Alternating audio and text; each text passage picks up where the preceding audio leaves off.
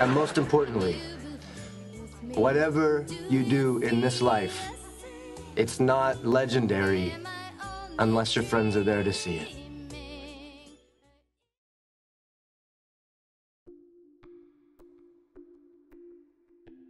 Our ancestors spent almost a whole day hunting and trying to stay alive. With the discovery of fire, these luminous hours were extended and they were now active at night. The people gathering around the campfire didn't have much to do but have sex, dance, sing, and chat. Here, around this fire, they unknowingly laid the first foundations of friendship in this abundance of time. So, how was this foundation laid? With something we all do every day: gossip. When I say gossip, I can feel the smile on us women's faces. The reason for this smile is based on what happened around this campfire. According to one study, women's conversation played a key role in creating a social network during the mentioned period, while what men talk about was often limited to expressing themselves in order to mate with women. The key reason for this conversation made by women was the urge to distinguish good and bad from the group. So, what exactly do I mean by this separation?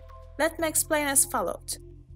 In this newly growing small community, while men are interested in hunting, women are assigned to collect more plants and take care of children. It was also evident in the conversations of women. He's better at this, he's better at that. Who should do the hunting and cooking? These conversations also developed conversations that helped to realize who is safe and who is dangerous. Thus, the rumor that enabled our language to be formed started in this way. Before language evolved, the link between the two animals was accomplished by an event called social grooming. Grooming can be described as nonverbal care or attention, such as caressing and looking after. In fact, this was the factor that formed the bond between the first humans, but after language began to evolve, this grooming was replaced by gossip, because we could have the same effect to more than one person at the same time by talking. So what was the benefit of all these? All living things in the world have one common purpose: survival. We have urges and reactions in order to survive. These reactions are freeze, flee, and fight.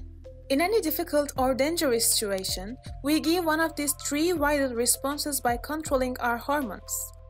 But sometimes we may encounter such a difficult psychological situation that the control of our hormones is insufficient and it is now in our emotions.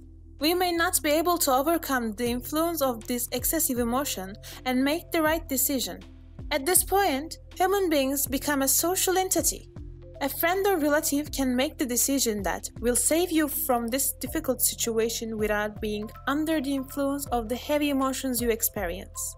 At this point, we have developed our empathy feeling both to get help and to help. Another condition for survival is getting to know yourself. With the increase in the population, the number of things that can be done has become almost unlimited.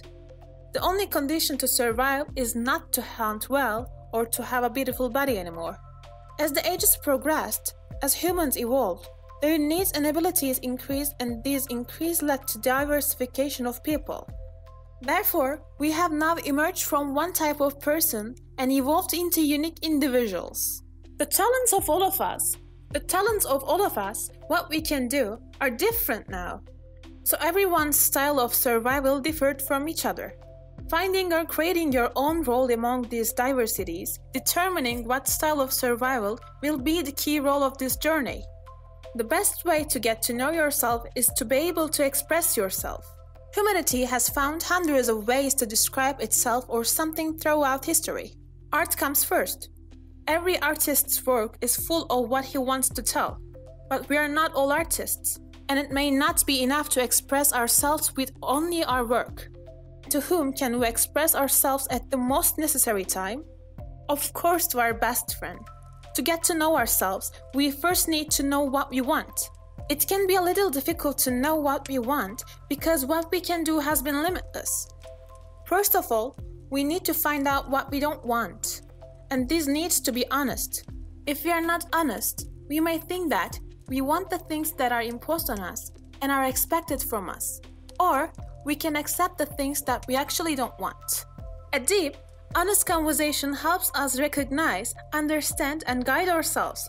The person with whom you had such a conversation is already a close friend, or after this conversation will become a close friend.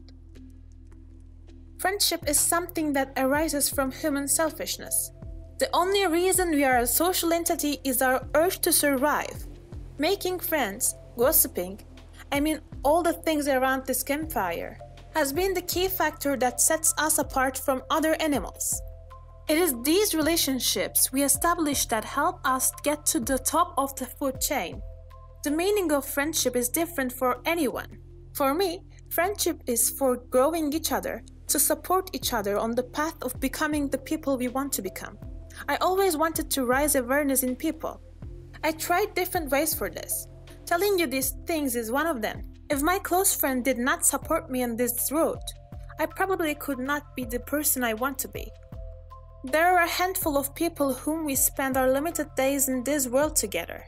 Knowing their value is an investment in ourselves and them. My name is Question Hat. Thanks for watching.